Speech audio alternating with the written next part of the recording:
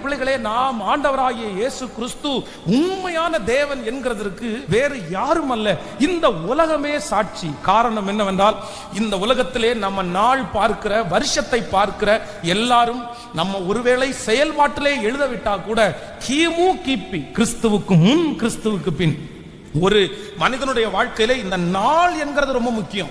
அது digital number அப்படின்றது ரொம்ப முக்கியம். ஆனா இதை வைத்துதான் இந்த உலகமே இயங்குது, இதை வைத்துதான் பிசினஸ் இயங்குது, இதை வைத்துதான் மனிதர்கள் இயங்குகிறார்கள்.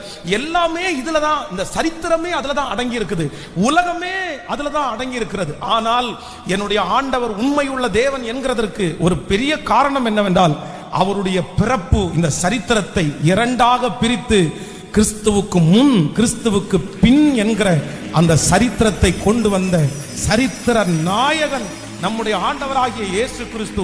இந்த உலகத்தில் இருக்கிற பல மனிதர்கள் கிறிஸ்துவனுடைய பெயரை நான் உச்சரிக்க மாட்டேன், கிறிஸ்துவனுடைய பெயரை நான் எழுத மாட்டேன், அப்படிப்பட்ட ஒரு வாயிலிருந்து என் வார்த்தை வருமானால் அன்னைக்கு என் நாவை அறுத்து போடுங்க அப்படின்னு சொன்ன ஏராளமான மக்கள் உண்டு. ஆனால் எனக்கு ஒன்று தெரியும், அவர்கள் எவ்வளவு வைராக்கியமாய் இருந்தாலும் அவருடைய வாழ்நாளிலே ஒரு நாளாவது என் கிறிஸ்துவனுடைய பெயரை அவர் உச்சரிக்காம இந்த உலகத்திலிருந்து அவர்கள் கடந்து போக முடியாது.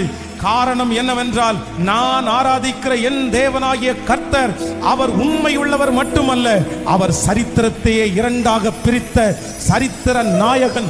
ஒரு உண்மையுள்ள தேவனை ஆராதிக்கிறோம் என்கிற அந்த தைரியத்தோடு நல்ல கைகளை மேல தட்டி, அந்த சந்தோஷத்தோடு மேல தட்டி,